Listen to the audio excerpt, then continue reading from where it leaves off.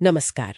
आज के deep dive में हम एक बहुत ही खास किताब रहस्यमयी वार्ता की गहराइयों में उतरेंगे। जी, ये किताब असल में परम श्रद्धेय स्वामी श्रीराम सुखदास जी महाराज जी के साथ जो बातचीत हुई उसका संग्रह है। हाँ, और इसे सहेजा है राजेंद्र कुमार धवन जी ने। बिल्कुल। स्वामी जी की सबसे बड़ी बात ये थी कि वो बहुत मुश्किल आध्यात्मिक सवालों के बिना बड़े सीधे सरल जवाब देते थे। हाँ, एकदम व्यवहारिक। ज्ञान योग हो, कर्म योग, भक्ति योग, सब पर उनकी पकड़ जबरदस्त थी। तो ये डीप डाइव 1968 से 2005 तक जो उनके सवाल जवाब हुए उन पर आधारित है। जी, तो चलिए आज की इस बातचीत में हम कोशिश करते हैं समझने की कि ये मैं मतलब हमारा ईगो क्या है और असली सुख आनंद कहाँ है और ये जो इच्छाएं हैं कामनाएं इनसे कैसे पार पाया जाए। बिल्कुल। चलिए शुरू करते हैं। तो सबसे पहला और शायद सबसे बड़ा सवाल ये मैं ये अहम है क्या चीज। स्वामी जी की इस पर सोच तो काफी अलग है। हाँ, अलग और कह सकते हैं क्रांतिकारी भी। स्वामी जी तो सीधा कहते हैं कि ये जो मैंपन है ना, ये असल में है ही नहीं। है ही नहीं। ये कैसे? उनका तर्क बड़ा सरल है। वो कहते हैं जो चीज शुरू में नहीं थी, मतलब जन्म से पहले, और जो आखिर में नहीं रहेगी मृत्यु के बाद, वो बीच में अभी कैसे हो सकती है। अच्छा। तो ये मैंपन वो इसे अपरा प्रकृति कहते हैं, मतलब जो बदलता रहता है, जो जड़ है, असत है, जिसका अपना कोई टिकाऊ वजूद नहीं। तो ये बस एक एहसास है, एक मान्यता।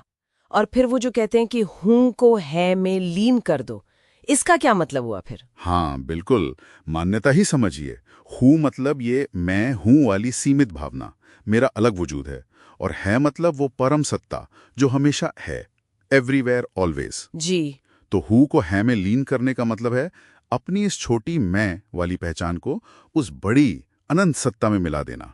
ये समझ लेना कि मैं अलग नहीं, उसी का हिस्सा हूँ, बस। और जैसे ही ये समझ आता है, हाँ, ये मैंपन अपने आप ढीला पड़ने लगता है, मिटने लगता है। अच्छा, तो अगर ये मैंपन मिटे तो शायद असली खुशी का, आनंद का रास्ता खुले।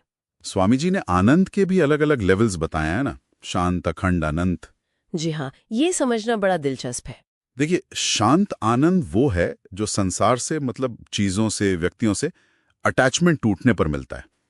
एक शांति सी। गीता में भी कहा है त्याग से फौरन शांति मिलती है। ये कह सकते हैं कर्मयोग का फल है। ठीक है। और अखंड आनंद?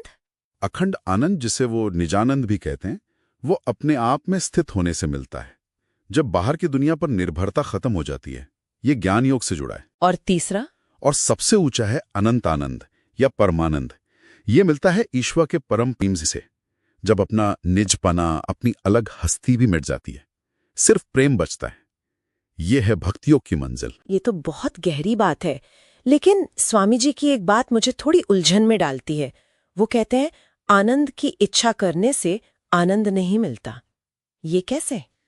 हाँ, ये उनका एक की पॉइंट है।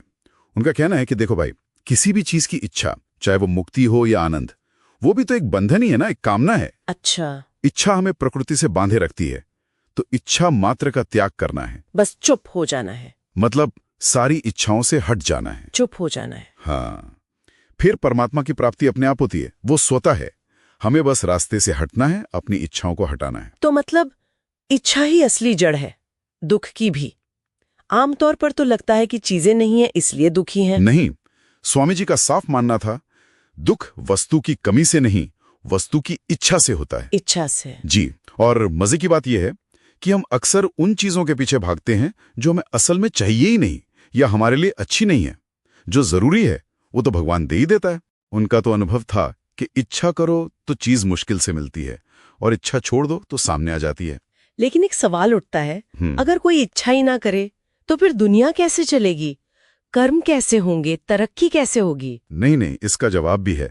स्वामी जी कहते थे कर्म करो, खूब करो, पर कामना से नहीं, कर्तव्य भावना से करो, लोकहित के लिए करो। अच्छा, कर्तव्य भावना से। हाँ, कामना से तो बल्कि दुनिया के काम में भी रुकावट आती है। सोचिए, एक निष्काम आदमी की मदद सब करना चाहेंगे ना? हाँ, ये तो है। लेकिन जो सिर्फ अपने स्वार्थ के लिए लगा है, उससे तो लोग बचेंगे ही। बिल्कुल सही। अच्छा, अब थोड़ी व्यवहारिक बात करते हैं। आजकल बहुत लोग कहते हैं कि मंत्र पाठ या पूजा अनुष्ठान उतने प्रभावी नहीं लगते। स्वामी जी इस बारे में कुछ कहते हैं? हाँ, वो इसके दो मुख्य कारण बताते थे। एक तो मन की अशुद्धि, मन की अशुद्धि मतलब जैसे वो उदाहरण देते थे परस्त्री चिंतन का, या दूसरों के लिए बुरे ख्याल, जलन वगैरह।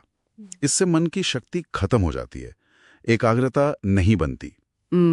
और दूसरा कारण? दूसरा वो कहते थे सच्चे योग्य गुरुओं की कमी, जो सही विधि बता सकें, मार्गदर्शन कर सकें। जी। और साथ में वो ये भी साफ करते थे कि कलयुग में अगर मुक्ति चाहिए तो राम और कृष्ण नाम मुख्य हैं, और अगर कोई सिद्धि चाहिए, सांसारिक लाभ, तो शक्ति यानी देवी और गणेश जी की उपासना की प्रधानता है। अच्छा।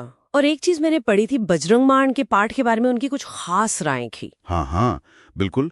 वो बजरंग बाण के पाठ के सख्त खिलाफ थे। क्यों? उनका मानना था कि उसमें भक्त अपने इष्ट देव को, हनुमान जी को दुहाई देता है, कसम देता है, एक तरह से उन पर दबाव डालता है। ये ठीक नहीं है।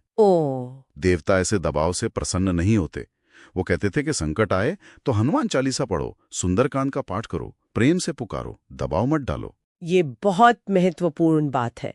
तो इस डीप डाइव में हमने स्वामी श्रीराम सुखदास जी के कुछ बहुत गहरे विचारों को छूने की कोशिश की। जी, अहम की असलियत पर सवाल उठाया, आनंद के अलग अलग स्तरों को समझा, और ये कि कैसे इच्छाएं हमें बांधती हैं और उनसे शायद कैसे निकला जा सकता है। हाँ, उनकी बातें सिर्फ सुनने की नहीं, मतलब सोचने पर मजबूर करती हैं, जीवन को देखने का एक नया नजरिया देती हैं। बिल्कुल, खासकर ये विचार कि जिसे हम दिन रात मैं मेरा कहते हैं, वो शायद है ही नहीं, असलियत में तो केवल वो है, वो परम सत्ता ही है। जी, ये बहुत गहरा विचार है। और इसी सोच के साथ हम अपने श्रोताओं के लिए एक सवाल छोड़ जाते हैं। अगर, जैसा स्वामी जी इशारा करते हैं, ये मैं वास्तव में है ही नहीं, तो फिर ये जो जीवन चल रहा है, इसके सुख दुख का अनुभव आखिर कौन कर रहा है? इस पर सोचिएगा जरूर।